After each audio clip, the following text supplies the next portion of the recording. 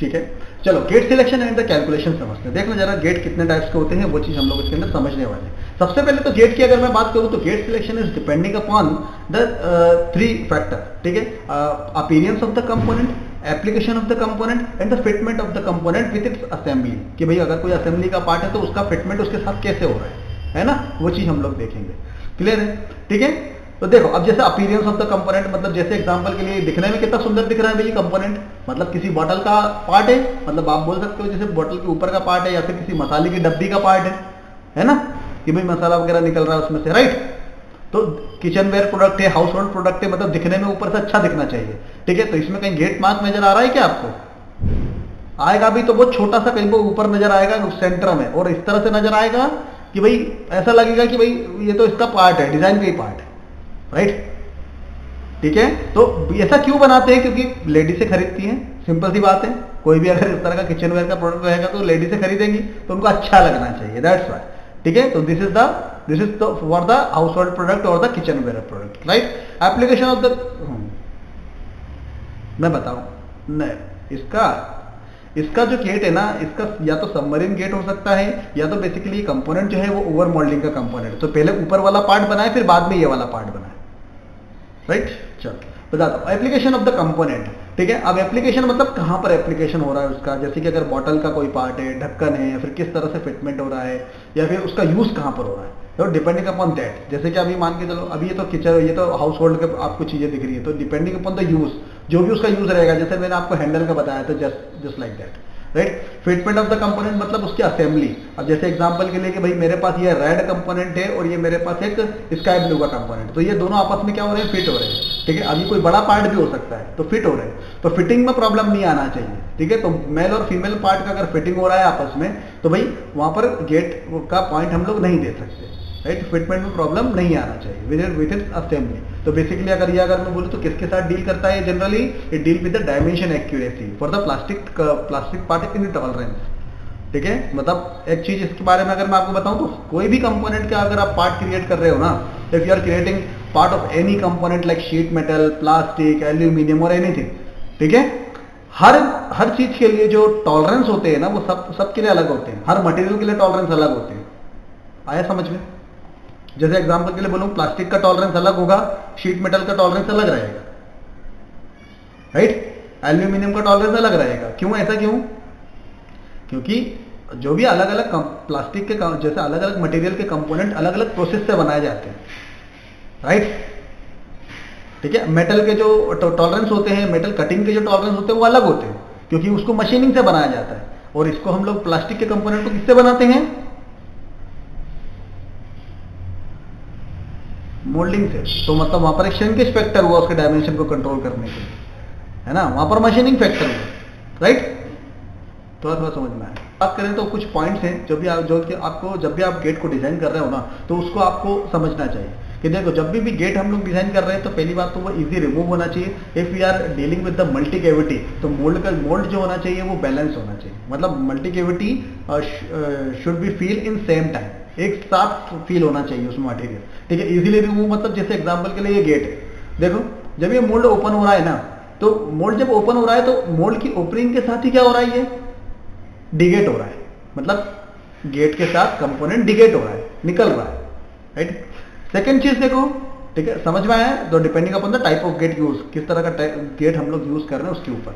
Multi cavity मतलब क्या होता है कि दो कैविटी है जैसे मेरे पास, तो एक साथ फील होना चाहिए, ठीक है, मतलब दोनों के डिस्टेंस सेम होना चाहिए। ऐसे नंबर ऑफ कैविटीज अगर मेरे पास कितनी हो, 2 हो, 4 हो, 6 हो, 8 हो, तो उसके हिसाब से वो एक साथ फील होना चाहिए, मतलब वो बैलेंस होना चाहिए, राइट। अब गेट के डिजाइन के पैरामीटर की बात करूं, सबसे पहले मैं एज गेट का एग्जांपल ले रहा हूं आपके लिए, ठीक है, ताकि आप समझ सको, क्योंकि मैंने आपको अभी एज गेट के बारे में ही बताया है, राइट और रॉन्ग, दैट्स व्हाई मैं एज गेट ले रहा हूं, ठीक है। अब एज गेट की बात करूं तो इसके पैरामीटर्स में एच जो है वो हाइट ऑफ द गेट है, डब्ल्यू जो है वो विड्थ ऑफ द गेट है, एल जो है वो लैंड लेंथ है, ठीक है, टी जो है वो wall thickness of the component है, और एन जो है कोएफिशिएंट कांस्टेंट ऑफ मटेरियल है। यहां पर कुछ समझ में आ रहा है? H, W, L, T, N क्या है, ये सब नहीं आ रहा होगा, राइट। चलो थोड़ा सा समझते हैं। देखो h इक्वल टू क्या होता है, n इंटू टी, ठीक है, समझना। At h equal to nothing but it is the height of the gate ठीक है। तो n into t, n is nothing but it is the coefficient, मतलब constant of material, and multiply by t, t is the wall thickness of the component, right. W is nothing but 2 into h, हमने h निकाल लिया है, तो W equal to 2 into h, मतलब क्या हुआ 2 into height of the gate, clear है। L equal to मतलब 1 टू 1.25, ठीक है। ये क्या हुआ, ये लेंथ हुआ, मतलब कंपोनेंट से लेकर रनर तक का जो लेंथ हुआ ना गेट का, ये वो हुआ, राइट। मतलब ये इतना ले सकते हैं, दिस इज द रेंज, ठीक है। अब यहाँ पर देखो, जो ग्रीन कलर का जो आपको कंपोनेंट दिख रहा है ना, कंपोनेंट वो हमारा पार्ट है ना, हमारा जो ग्रीन कलर का जो पोर्शन दिख रहा है वो पार्ट है हमारा, ठीक है। अब यहाँ पर इसके पैरामीटर्स बताता हूँ, देखो सी एच क्या है यहाँ पर, एच नहीं सॉरी डब्ल्यू क्या है यहाँ पर, विड्थ, विड्थ रेट है, एल क्या है यहाँ पर, लेंथ, लेंथ, राइट है ना, और T is nothing but wall thickness of the component, right. अब देखो इसका सेक्शन व्यू काटता हूं जरा मैं, तो सेक्शन व्यू आपको कैसा दिखेगा, लाइक दिस है, सेक्शन व्यू काटने के बाद ऐसा नजर आएगा। अब यहां पर एच क्या हुआ, सी दिस इज द एच, क्योंकि एक साइड पे रहेगा ना हमारा जो, आप बोल सकते हो कि एक साइड पे आपका क्या रहेगा, गेट रहेगा, तो गेट को मैंने सिर्फ कैविटी साइड बनाया है, ठीक है। और ये आपका क्या है, जो फर्स्ट वाला जो आपको फेस दिख रहा है वो क्या है, top plate, sorry top view है, this is the section view, this is the top view. तो थोड़ा समझ में आया, 1 मिनट,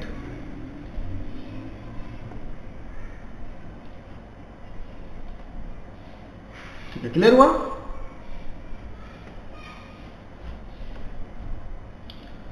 चलो कंट्रोल है, राइट, ठीक है। हम लोगों ने कहां तक देखा था, हम लोगों ने देखा था यहां तक, राइट, ठीक है। ये इसका सेक्शन व्यू है जिसमें हम लोग इसकी देख रहे हैं, हाइट को समझ रहे हैं, क्लियर है, ठीक है। अब डेफिनेशन मतलब समझते हैं कि भाई डेफिनेशन क्या है, डेफिनेशन को समझते थोड़ा सा, ठीक है। देखो डेफिनेशन देखना जरा ध्यान से, देखो what is the N in the gate, जब हम लोग समझ रहे हैं, अच्छा मुझे ये जो मैंने आपको हाइट बताया और विड्थ बताया वो समझ में आया है कि नहीं सभी को, ठीक है। अब समझ रहे हैं कि n होता क्या है इसके अंदर, क्योंकि मेरे को क्या निकालना है, हाइट निकालना है, तो height equal to nothing but it is the n multiply by t, लेकिन यहाँ पर n क्या है, व्हाट इज द n, देखो n बेसिकली क्या है, मटेरियल कांस्टेंट है, material constant depending upon the viscosity. अब ये विस्कोसिटी मतलब क्या होगा, फ्री फ्लो। अगर मैंने जैसे बोला एग्जाम्पल के लिए, कोई मटेरियल को अगर आप फ्री तरीके से फ्लो करोगे, फ्री तरीके से फ्लो करोगे, तो वो किसके ऊपर डिपेंड करा, उसकी डेंसिटी, विस्कोसिटी के ऊपर डिपेंड करा, राइट और रॉन्ग, रिप्लाई कीजिएगा प्लीज, है ना।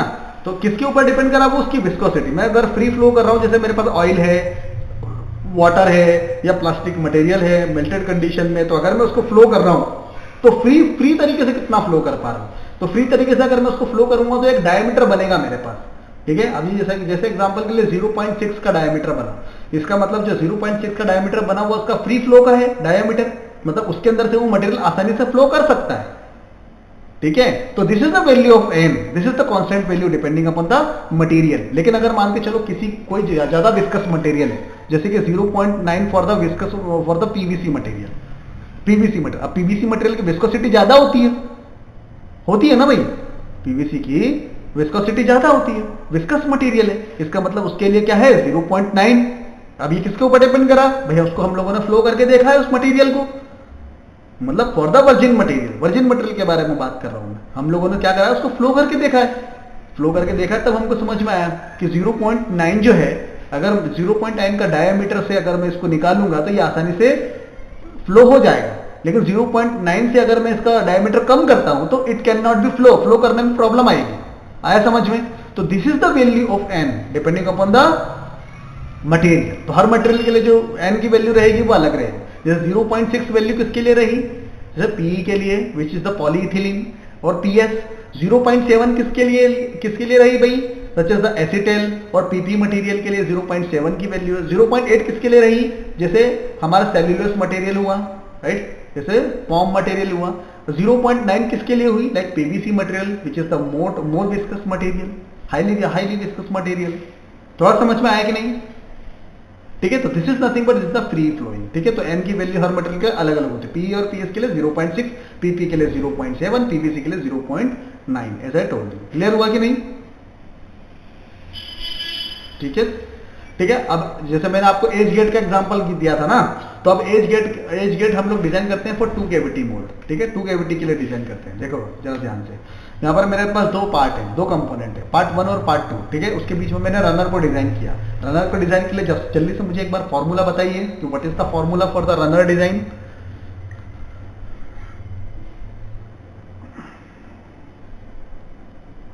बताइए भाई। D equal to W to power 0.5 multiply by L to power 0.25 divide by 3.7, right.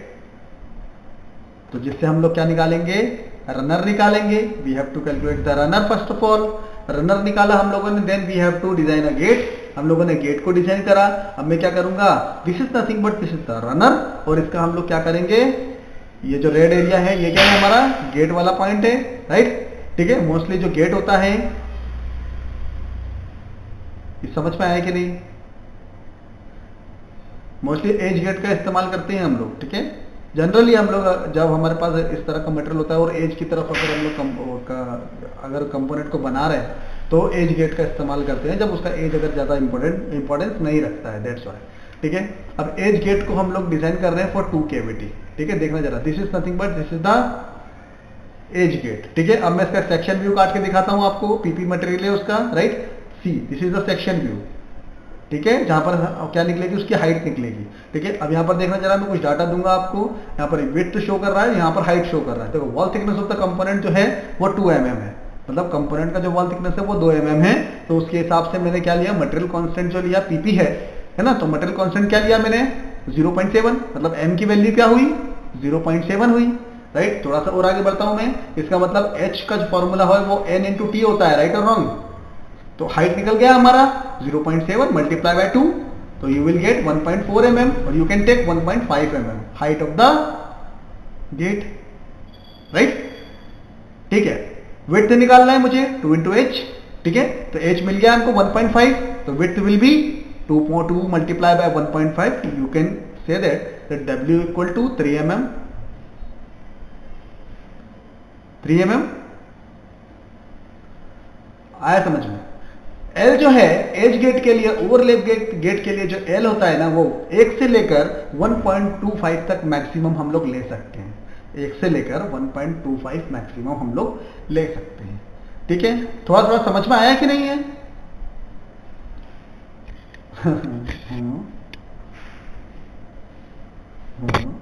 बिल्कुल 1.5,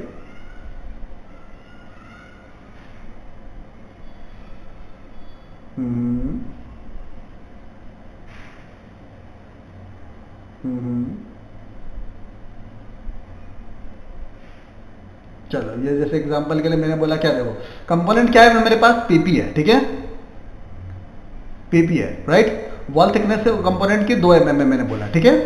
अब देखना, अब मुझे क्या चाहिए, मटेरियल कांस्टेंट पीपी के लिए क्या होता है 0.7, we have to remember this. जो n की वैल्यू क्या हुई 0.7 हुई। अब हमको फॉर्मूले से पता है कि we are applying edge gate, तो एज गेट के फॉर्मूले से हमको पता है कि h equal to nothing but n into T, ठीक है। तो n क्या है 0.7 और t क्या है wall thickness of the component. तो we know that n equal to 0.7 और multiply by 2 mm, we will get h equal to 1.5। h is nothing but ये वाला देखो, फ्रॉम हियर टू हियर, ये हुआ h, ये हुआ h। अब हमको विड्थ निकालना है, from here to here width निकालनी है, राइट। तो w equal to 2 into H, तो h मिल चुका है हमको, we got the h already 1.5, 2 multiply by 1.5, you will get 3 mm। तो this is the 3 mm, okay. From here to here this is the length. तो लेंथ हमको कितना पता है कि 1 से लेकर 1.25 तक हम लोग ले सकते हैं। 1.25 is the maximum length from here to here. तो पूरी डायमेंशन मिल गई मुझे, हाँ।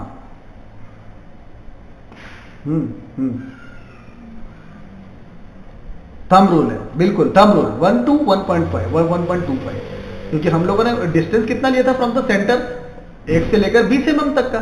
अब मैं उसके ज्यादा एरिया में से तो नहीं गुजारूंगा ना, मैं तो चाहूंगा कि भाई यहां पर जाके ये रेडियस खत्म हो जाए, उसके बाद फिर ये गेट बने सिर्फ इसका, ताकि प्रेशर के साथ मटेरियल अंदर जाए। समझ में आया सभी को? ठीक है। इसके अंदर जो हम लोग यूज करेंगे ना, वो फ्रेम गेट का इस्तेमाल करेंगे, ऐसा टोल्ड यू, ठीक है। देखो जरा, तो यहाँ पर मैंने दो कंपोनेंट बना रहा हूँ, दो कंपोनेंट है, ठीक है।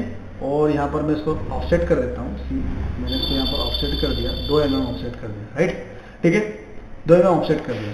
तो मैंने क्या करा, यहाँ पर मैं क्या लगाऊंगा इसके लिए, एक फैन गेट, राइट। तो यहाँ पर अगर इसका डायमीटर अगर मान के चलो 5 mm है, ठीक है, तो यहाँ पर ये फ्रॉम हियर टू हियर ये डिस्टेंस कितना होगा, बताओ जल्दी से,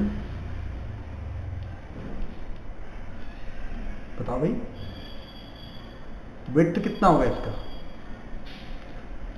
चलो 2 इंटू रनर डायमीटर, रनर का डायमीटर 5 है, तो W equal to 10 mm from here to here it is the 10 mm, ठीक है।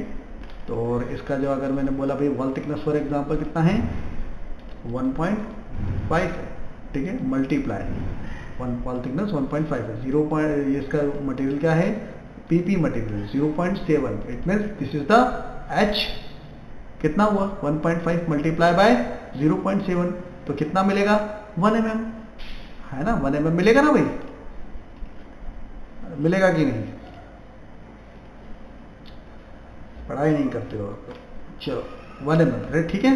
चलो तो this is nothing but this is the gate, C,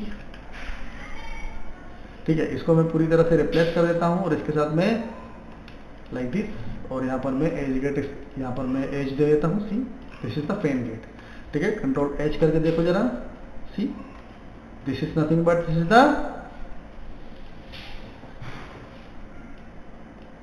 height, और height is the 1 mm, height is the 1 mm। और अगर मैं इसकी विड्थ की बात करूं तो width will be about to 10 mm, because we are using fan gate here, हम लोग फैन गेट का इस्तेमाल कर रहे हैं, दैट्स व्हाई। आए कि नहीं समझ में, ठीक है। चलो तो इसकी अगर मैं कोर और कैविटी की बात करूं, देखो जरा इसकी, ये हम लोगों ने इसका लेआउट निकाला है, ठीक है, हम लोगों ने इसके डिस्टर्ब के कंपोनेंट के लिए लेआउट निकाला है, ठीक है। मुझे क्या करना है, इसकी कैविटी बनाता हूँ, देखो ये कैविटी बनाया मैंने, और इसका मैंने इसको अंदर से सब्सट्रैक्ट कर लिया। अब सब्सट्रैक्ट मैंने किया तो कुछ हुआ क्या, इसके अंदर से ये वाला पोर्शन निकला नहीं, ये देखो इसके अंदर से ये पोर्शन नहीं निकला, क्यों नहीं निकला, क्योंकि इसके अंदर ये वाला पोर्शन प्रॉब्लम क्रिएट कर रहा है। अब जैसा मैंने आपको बताया था कि इसके लिए आप क्या करोगे, इस इंसर्ट को अलग कर लोगे, इस इंसर्ट को आप अलग कर लोगे, ठीक है। तो भाई एक काम करते, अलग कर लेते इंसर्ट को, तो उसके लिए मैं क्या करूंगा, मेरे पास ये कोर साइड है, तो मैं क्या करूंगा, इसका जो एज रहेगा ना, इस एज को मैं एक्सट्रूड कर लूंगा, देखो एज को एक्सट्रूड कर लेता हूं मैं, ये एक्सट्रूड कर लिया मैंने एज को, ठीक है। अब मैंने एज को जो एक्सट्रूड करा, और एज को एक्सट्रूड करके नीचे वाले के साथ मैंने क्या कर दिया, यूनाइट कर दिया, ठीक है। तो ये कुछ इस तरह से नजर आएगा, देखो जरा, ये रहा, हाँ,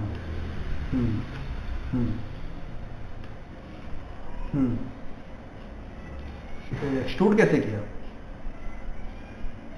नहीं स्केच करने की जरूरत क्या है, एक्सट्रूड करो ना डायरेक्ट, ये देखो एज है ना हमारे पास कंपोनेंट की, कहाँ, बिल्कुल कंपोनेंट की एज है ना हमारे पास, अगर हमारे पास कंपोनेंट की एज है तो फिर अलग से स्केच बनाने की क्या जरूरत है। जैसे एग्जांपल के लिए देखो, ये मैं एक्सट्रूड करता हूँ, ठीक है, तो मैंने बोला कि ये कनेक्टेड एज लेता हूँ, ये रहा, ये रहा, ये देखो, ठीक है, ये देखो, 1 मिनट,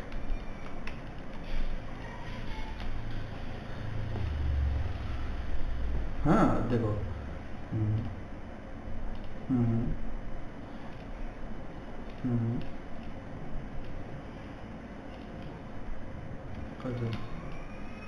कोई बात नहीं, धीरे धीरे जब आप प्रैक्टिस करते जाओगे तो धीरे धीरे समझ में आती जाएगी चीज़। देखो जैसे अब मैंने ये एज, इसका एज पकड़ लिया और मैंने इसको बोला कि ये एक्सट्रूड हो गया, देखो ये एक्सट्रूड हो गया,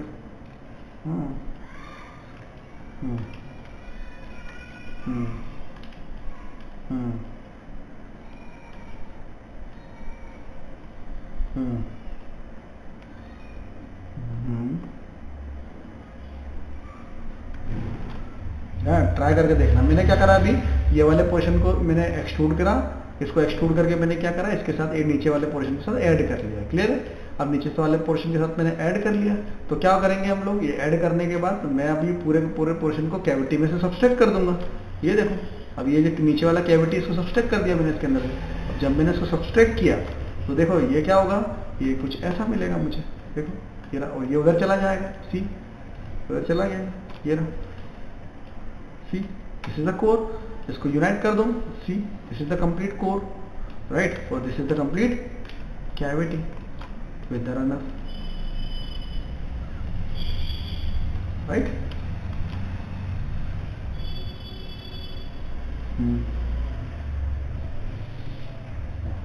कोशिश करना, एक बार कोशिश करना।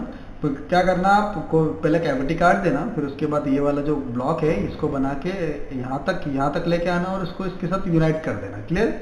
यूनाइट करने के बाद इस कोर को, हाँ, इस कोर को कैविटी में से सब्सट्रैक्ट कर देना। You will get the core and cavity both. Okay.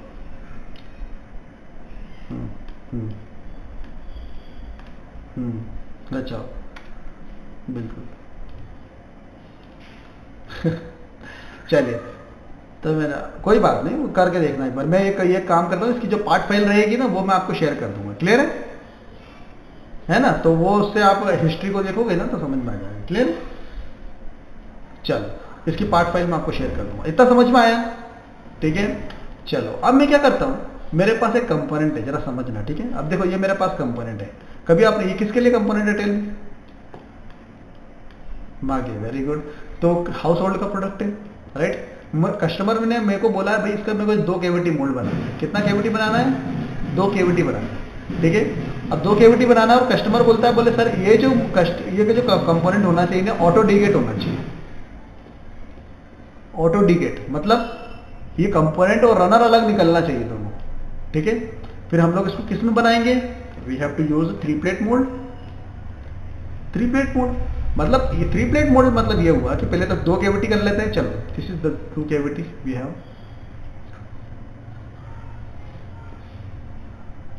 चलो, 2 कैविटी हो गया, राइट। अब मैं क्या बोलूंगा कि भाई मुझे इसका कैविटी बनाना है, तो देखना जरा, ये मेरे पास कैविटी बन गया। देखो, सी this is the cavity, right और रॉन्ग? ठीक है, इसके ऊपर एक और प्लेट रहेगी। This is nothing but this is the runner plate. Runner plate, इसके ऊपर एक और प्लेट रहेगी। This is nothing but this is the top plate, right और रॉन्ग? ठीक है। अब मैं क्या करता हूं, मैंने बोला भाई इसके ऊपर मैंने एक इस तरह से एक रनर क्रिएट करा। देखो, ये this is the runner here, right, और this is the gate. Okay, और this is nothing but this is the again gate, sprue, sorry. थोड़ा थोड़ा समझ में आया? तो यहां से भी खुलेगा ये, और ये यहां से भी खुलेगा, यहां से भी खुलेगा, और दिस इज द कोर, ये कोर है इसका। अच्छा, कभी मग का कंपोनेंट आपने देखा है? कभी मग, अच्छा, मग के कंपोनेंट में कोई इजेक्टर मार्क नजर आता है क्या आपको? नहीं आता? तो आपको अगर देखेगा, हाँ बिल्कुल, तो अगर आप देखोगे ना तो यहाँ पर दिस इज नथिंग बट, ये जो मग अच्छी क्वालिटी का होगा ना, तो आप ये जो मग रहेगा ये स्टीपर प्लेट से निकलता है, स्टीपर प्लेट। तो there is no ejection mark, कोई इजेक्शन मार्क नहीं नजर आएगा। ठीक है, तो अगर मैं इसको बताऊं थोड़ा सा आपको, तो देखो जरा, सी, ठीक है, आज मैं आपको सिर्फ ये मग का मोल्ड सिर्फ मैं आपको शो करके दिखाता हूँ, ताकि आपको थोड़ा समझ में आए कि बेसिकली इसके अंदर क्या चीज़ है।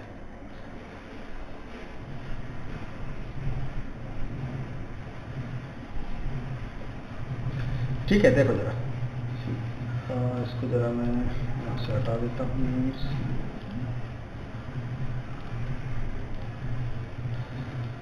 ठीक है, कंट्रोल एच करके देखो जरा, सेक्शन व्यू मैंने काट के दिखा रहा हूँ। ठीक है, देखना जरा, see this is the mark, देखो दिख रहा है?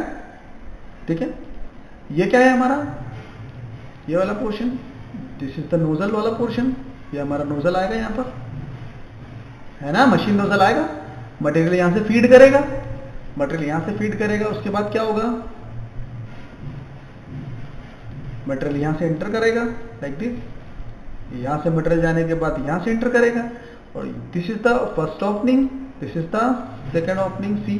और ये ग्रीन वाली प्लेट आपको नजर आ रही है, वो ग्रीन वाली प्लेट कैसे अटैच है, देखो जरा, रेड कंपोनेंट से, see, see here, see here, see, right. और जो कोर है वो कहां पर है हमारा, where is the core, see, core हमारा ये रहा। आया कि नहीं समझ में? तो ये ग्रीन प्लेट क्या है हमारी, what is the green plate here,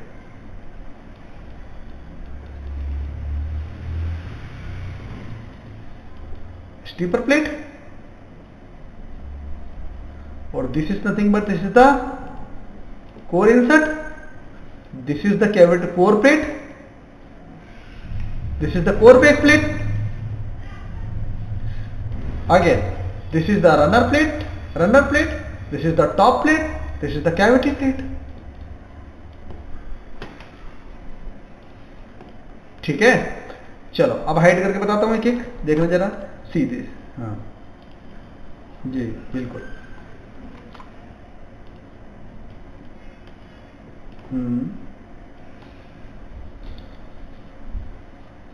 yes yes,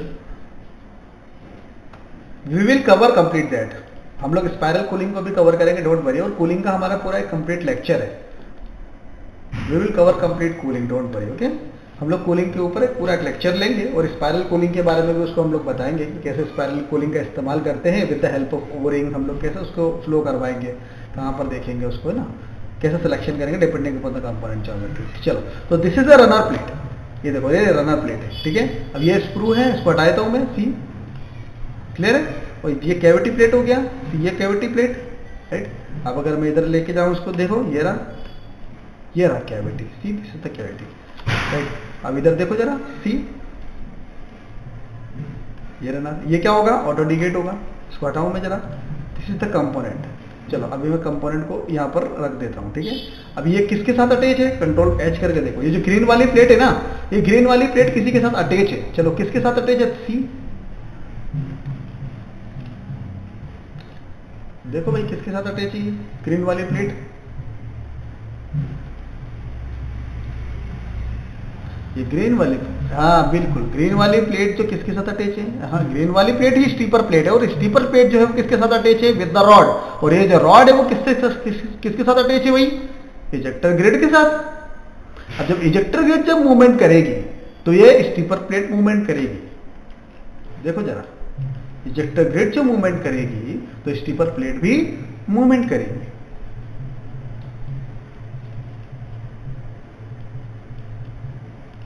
आया समझ में,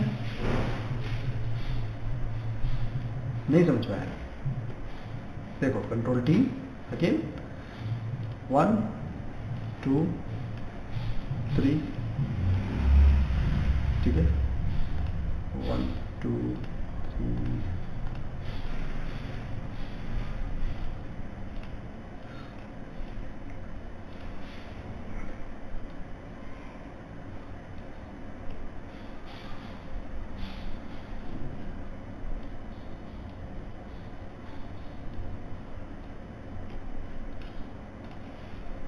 सी,